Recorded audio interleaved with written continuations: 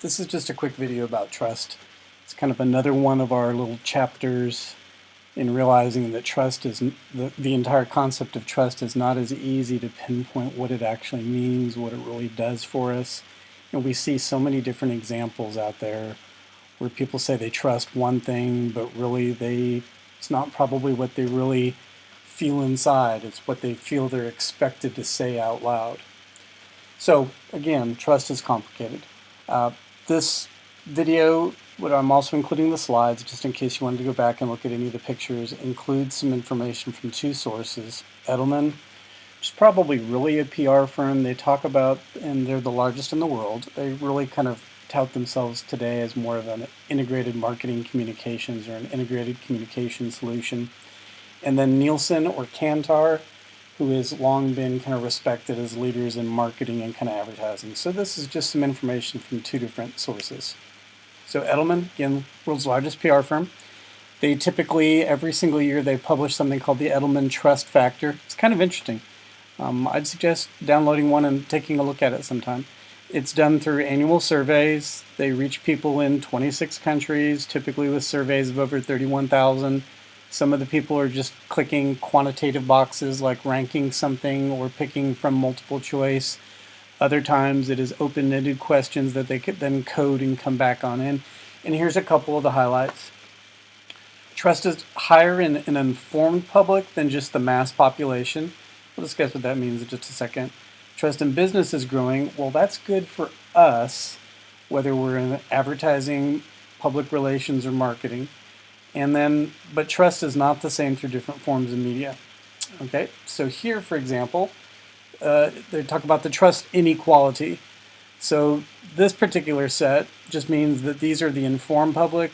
Generally, 35 to 64 is who they're considering this. Yes, they probably are more likely to have some kind of education, although that's not the most determinant thing in determining whether they're informed. A bigger thing is like, when they go look something up, how many different sources do they use? Do they just go to one go-to TV station or news media company? Do they just go to Facebook or Instagram? Or are they more likely to use at least 3 or 4 different sources when they're trying to learn something about the world around them or learning something about a brand? So it's probably less about education and more about, are they more likely to not just go to one place, but check something out from other places? And again, you can see that over the last 9-10 years, trust from people who are, quote, informed is always higher than people who are either less educated or people who tend to just go ahead and only take a look at one source. So in some ways, even if you are a person who tends to just go to CBS or just go to Fox or just go to the Huffington Post, or something like that, you actually, in a way, you will admit that you trust the world around you less than people who go look at more things. Trust in institutions. Now, I clipped a huge chunk of the chart off here because there were just so many bubbles, it was confusing. But for the most part, it's saying trust in all institutions is at an all-time high among global informed public. So again, the informed people. That's all that's included in this, not the mass population or something like that. Of course, if you go back and look 2 years ago on this, they might have said it was at an all-time low. So this is something that ebbs and flows. You can even tell that if the part that I cut off, it's definitely coming up from what would have been the previous year. But for the most part, this is just saying we trust businesses, probably those that we support. We trust NGOs or non-governmental organizations, so causes and associations and things like that, quite a bit more than we do the media and government. Again, this is kind of an odd thing that we'll start to see more and more of.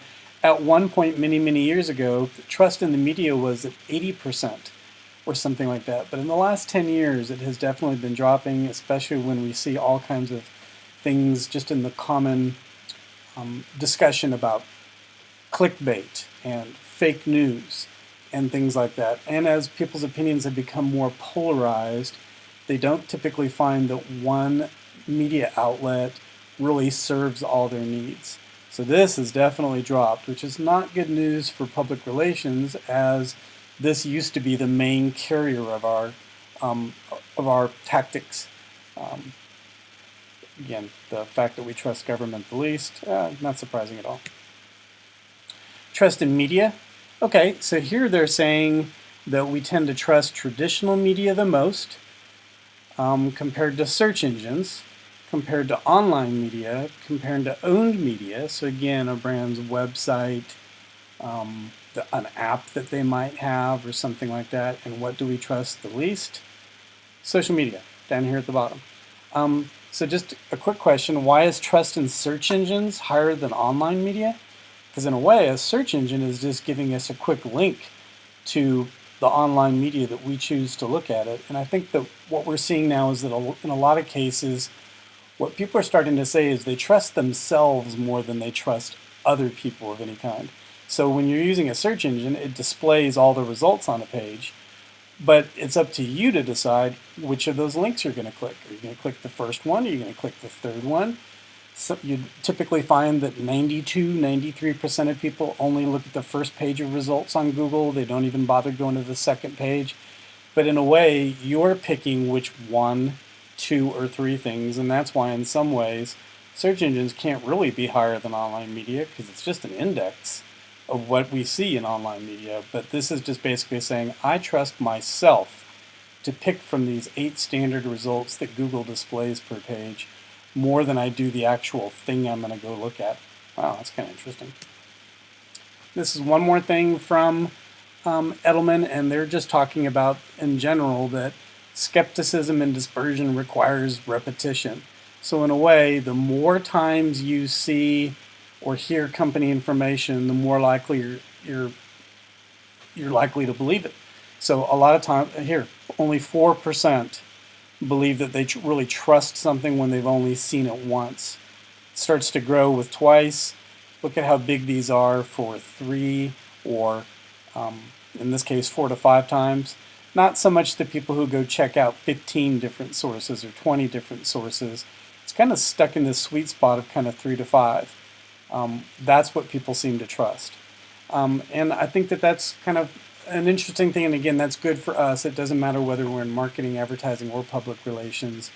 We need more sources than ever, and this effect here of needing to see something 3 to 5 times to really believe it or trust it, requiring repetition, that effect is even more pronounced in people like millennials. So again, that would probably be people today who are somewhere in that kind of 25 to maybe 38 range. And that also goes in hand with people who are Gen Z, which is for the most part probably you. People who are 15 to maybe 22 or 23, they're very likely to respond similarly to millennials.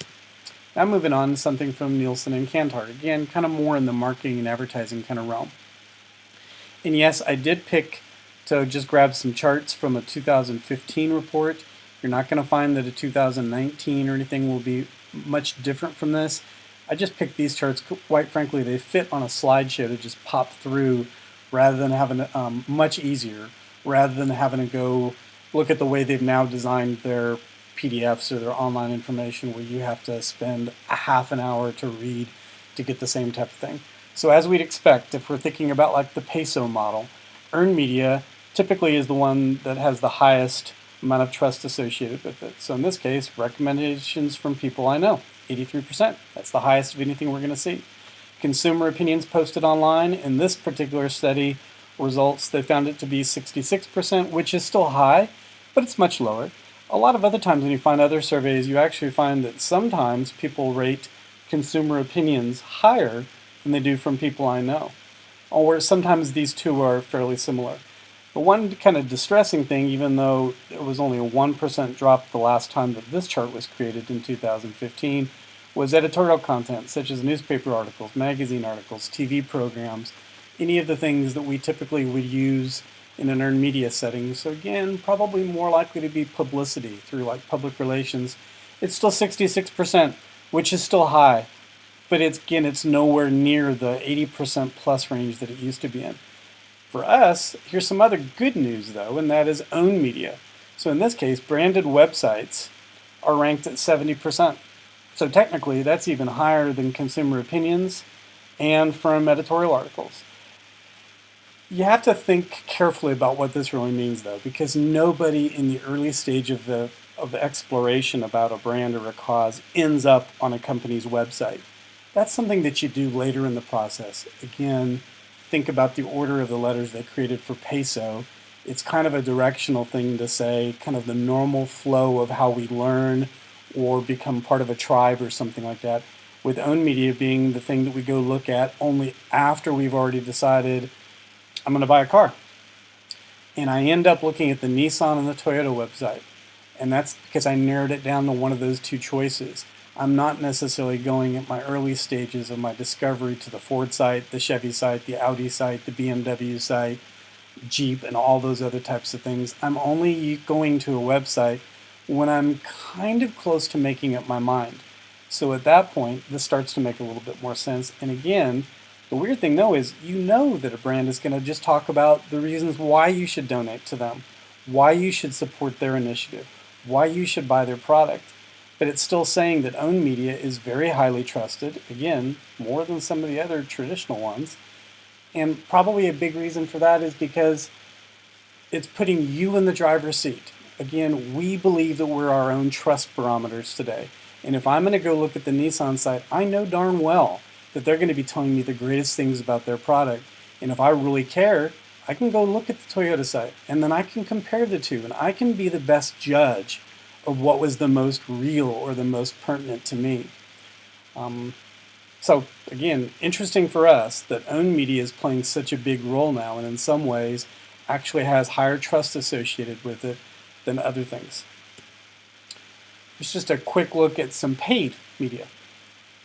And here again, the number for ads on TV is 63%, and that is lower than these things. I don't know how much difference there is between 63% and 66%.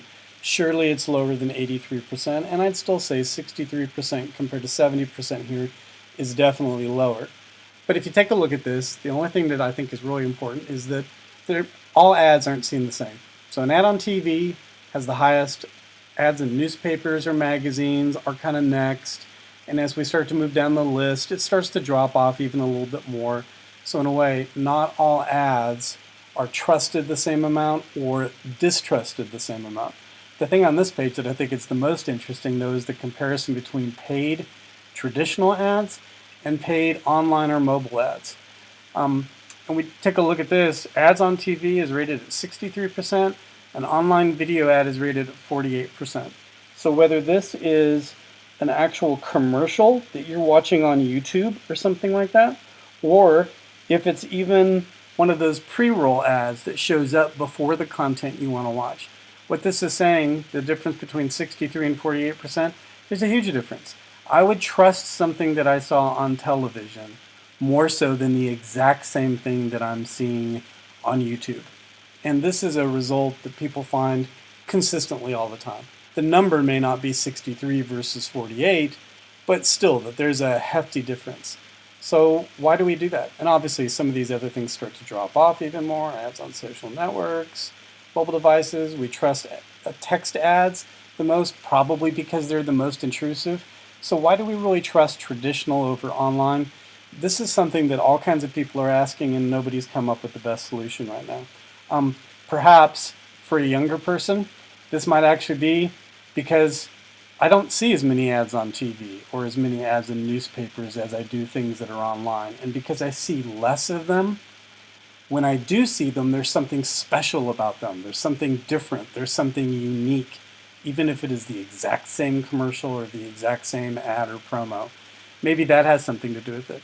Maybe it also is too, is that when we're watching TV, sure, you could be doing other things in the room. You could be looking at your phone during a commercial break or something like that. But at the same time, when you're online, everything is blinking. The screen, when I'm on TV, I'm just seeing the one message at a time. And it's competing with my cell phone and other things in the room. But when I'm looking at something online, I'm seeing on a YouTube page, I'm seeing all the other videos that are recommended for me. I have my dock down here at the bottom and it's popping up that I have a new email coming in or a new text message. Maybe it's just that this is just a very noisy environment. And when I'm dealing with a noisy environment, I know that I'm something in the back of my mind is meaning that I know I'm not paying as much attention to it. And therefore I tend to trust it a little bit less than something that is a little more quiet, or I'm just seeing one thing at a time. This one's not all that important, so I'm just going to leave it up for a second. And that is just to say, hey, the blue areas are things I, quote, trust completely. Trust somewhat is the orange, all the way down to don't trust at all. And obviously, text ads on mobile phones. Very few people trust them completely. Not a whole lot of people trust them somewhat. Most people don't trust them much, or they really don't trust them at all. Recommendations from people I know has the highest factor of trust completely. But then when you start to look at trust somewhat, again, what's the difference between trusting somebody somewhat versus completely? We end up seeing that a lot of these things, 57, 59, 54, 53, 49, where these are all relatively the same, not much difference. The biggest difference would be how much, whether you trust completely. And again, on these ones, don't trust at all is pretty much steady. Otherwise, I'd ignore this chart. Action exceeds trust. I think this is something that's kind of interesting. In the Nielsen-Kantar study, they go back and they ask people, again, rate how much you trust certain things on a scale of 1 to 10 or whatever it is, and they're getting thousands of responses to aggregate those. But then they come back and they give people scenarios. What would be the likely place that you would find out more information if you wanted to know about this brand, this cause, this organization, or whatever? And then people rank from 10, 15 different choices, or they flight them. Well, I think this is the one I'd probably go to first, and then maybe this is the one I go to second. So in this case, what we typically find is no matter what people say, they actually end up trusting, or really, they end up using more than they claim that they trust. Now some of these, there's almost no difference in here. Consumer opinions online. I'm saying that 66% of people say, yeah, I trust those. 69% of the time we end up using those. Ads on TV, again, is rated higher. We're going to find that on pretty much all of these, there's either almost no difference, or on most of these, regardless of what it is, I typically use them, the purple one, more than I want to claim to other people out loud or on some kind of survey. And some of them have some big discrepancies. So most people say, oh, I hate email. Email stinks. And yet this one, the gap between the say that I trust and the gap between what I use is pretty big. Whereas on a lot of these other ones, not so much. This one here, not worth going really back to take a whole lot of look at or to zoom in on. This is just saying, hey, trust around the world is not the same. So again, Asia or the Pacific, Europe, Middle East, Latin America, North America. What we typically would see on this is that the numbers don't necessarily jive across all these different sectors. So that's important if you're working on a global brand. The things that you do that you feel work well in one country may not work as well in the other. I think that you'd also end up finding that people in Europe, for whatever crazy reason, at least on this survey, they don't trust recommendations from friends as much as other people, although it's still a high number. They end up trusting branded websites, again, the Nissan website, or maybe this is a website for your nonprofit about clean air or water initiatives. They trust them far less than they do people in other parts of the world. All the way down here, this column in Europe, they seem to have a bigger trust factor than they do in other places. Yeah, maybe North Americans aren't quite as trusting as some of the other parts of the world, but not nearly as much as like Europeans are. Again, trust is not the same everywhere. This one is by age. Now, since this is 2015, we'll have to kind of throttle some of these results a little bit. So at this point, what this was saying here is, again, people who are 15 to 20, in this case, people who are 21 to 34, and so on along here. And all they're really showing is with these gray bars is, for the most part, younger people tend to trust everything, especially this age group. Look at all the different ones where they are either tied for number one, or in this case, it looks like they're number two, ads on radio. They don't trust as much as Gen X, that's me, my generation. But otherwise, younger people tend to trust everything more, or at least they say so on responses, regardless of whether it's a brand sponsorship, even ads before a movie, recommendations from friends or people that I know. Again, they're different, and they definitely trust certain things more than other things, but still, for the most part, younger people tend to trust, or at least claim on a survey that they trust things more than what older people end up doing. This one it has not so much to do with trust. I just thought this was kind of interesting. Is that again, advertising themes, we could say the same thing, marketing themes, promotion themes tend to resonate the most. Once again, they're not the same depending on where you are in the world. So in this case here, green is North America, so we're included in that. We tend to like humor, yep, as much as Europeans do, but this bar is definitely longer than some of these other ones. So we tend to love humor. The thing that I thought was interesting is that we don't seem to trust health as much. We don't seem to quite be into family advertising or promotional themes as much. We tend to be into humor. We tend to be into value. And look here, aspirational stuff. North Americans seem to have less fondness or affinity toward aspirational stuff. Hey, maybe that's because we're already living the American, or I guess the Canadian dream or something like that. And therefore we don't really want to hear anything more about it. But a lot of times people are really set up, whether you're in advertising, marketing, or PR, to really tout how important the bigger picture is and how important it is to aspire to be better than what you can do on your own, or to join or belong. And in a lot of ways, yeah, not so much. So again, you might talk about that in one kind of conversation, but when you get 30-some thousand people on a survey to be able to do that and they dig it apart, aspirational stuff is not as motivating a factor for people in North America as it is in other parts of the world. And again, this has nothing to do with trust. I just thought it was kind of interesting that, again, different types of like marketing or promotional kind of themes affect people differently. And in this case, what we'd actually see is the green bars and the red bars are older people. The blue bar is the youngest people at all. We actually see that older people tend to respond the highest to humor. So here, old people like humor. And again, these numbers sometimes on some of these are very, very close. But other ones of these we see very, very differently. I was bringing this out to say that even though on the last slide we saw that North Americans don't seem to like aspirational information or promotions quite as much, younger people do. So down in here, the younger people, the blue and the purple bar, definitely more than older people. So again, older people liking humor, older people not liking the aspirational stuff, maybe because they're closer to end stages of life. They've already achieved what they're going to be able to achieve, so asking them to dream, they've already had their time to do that. And at some point, there's some kind of reality that I either got where I wanted to be, or I fell a little bit short. I don't have 30 or 40 years to still be able to change something on that. So they tend to move away from that. So again, if you're in a nonprofit, and you are focusing entirely on aspirational, do it for the good of mankind, do it for the good of the world. Well, guess what? The older audience that you tend to be trying to drive to, they respond less and less to that. They're more focused on more practical types of things. So here's just a quick summary from the Nielsen stuff. Again, growing trust for owned media. That's good for all of us in marketing, advertising, and public relations. And that's also, again, maybe why social media marketers are so interested in driving traffic to websites. Because, again, it doesn't have to be this way, but most people assume that a website's where you go to check out more details, maybe to buy from, maybe to sign up for something, maybe to get more details that you weren't able to get in a news article or publicity.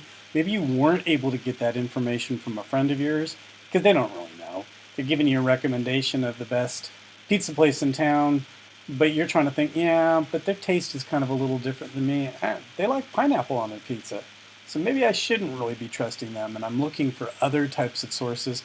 Maybe I want to go spend time looking at every pizza place to make sure I find one that doesn't put pineapple on pizza, which actually I do kind of like. Trust for traditional media tends to exceed online, and again, think about why that might be the case. Ads on social media, that showed up in several places as being kind of low, and I get that. They're kind of interruptive. On the other hand, how many people really know when they're seeing an ad? And that's the weird thing, that when you see most surveys, only about half the people can tell the difference between, quote, a social media ad and a normal social media post from a brand or a cause. That's distressing. And that gets even worse. Only 20% of old people can be able to spot that, older people. So what that really means, that might be leading to why people trust social media less than other things. It is a reservoir for fake news. It's a reservoir or a place where trolls and things like that aggregate. And maybe also because we have such a hard time being able to distinguish between what's a hard promo and what's just the brand reaching out and talking to us like normal human beings. Maybe that just indicates that we're not doing as good a job on some of our social media posting as maybe we should be. Again, trust is different around the globe. Very important if your brand is global. If the only people who are going to be impacted are people within a 50 or 100 mile radius, maybe not so much. Millennials tend to trust everything, or younger people too. Action typically exceeds trust. So again, just because people say they trust one thing or that they don't trust something, doesn't mean that they don't use it. North Americans like humor and value. Older people like humor. Young people like high energy, action, and aspirational. And remember, North Americans are a little bit less in tune to like aspirational content than people in other places around the world. And then here's just the last slide. What do we mean when we trust those we know, or we trust our friends? Well, there's a couple things that might come into play on this. Are we trusting them because of the amount of information that they're telling us? Maybe. But for the most part, I doubt that. And that's what most people would say too. You've asked your friend, you know that a friend of yours just bought a brand new washing machine. They bought an LG. So you ask them about it. Well, you know that when they're giving you that result, that they're telling you that it's great, but that's the one they bought. They're biased. They're not going to give you an honest review of 10 different brands of washing machines. They're going to tell you what car they own. They're going to tell you, when you ask them, do you like that tea? Yes, I like that tea. And they're going to tell you why. Because they own it. They're the ones who bought it. So inherently, we actually know that what we're getting is not the truth or the whole truth. We're only getting their biased opinion. So maybe it's not so much on information. When we trust them, does that mean that we're really focused on things that we ought to be aware of, like things that would be relevant to us? Yeah, that's probably a big part of it. We tend to kind of learn from the world about other people who are somewhat similar to us, at least, regardless of whether you're an introvert or extrovert. So that may have some kind of big play in that. And then the last thing is, how about this? This is kind of a growing thing that people are saying is, it's not about, we don't trust them because of the amount of information that they have, because it's flawed. Do we trust them because they're talking about things that are relevant? Yeah, probably so. And another thing though is validating our own beliefs, so that if I already believe that I like one brand of bottled iced tea more than another, I almost seek out my friends who have the same opinion to validate my own belief and to find out that, yeah, I'm not alone. There's other people who have also tried it and they seem to like it. They support it. They think it's important and things like that. So again, just a quick video about some weird kind of intricacies of trust. When we say that we trust something, it's not universal. It's not all encompassing. It's kind of very much more situational.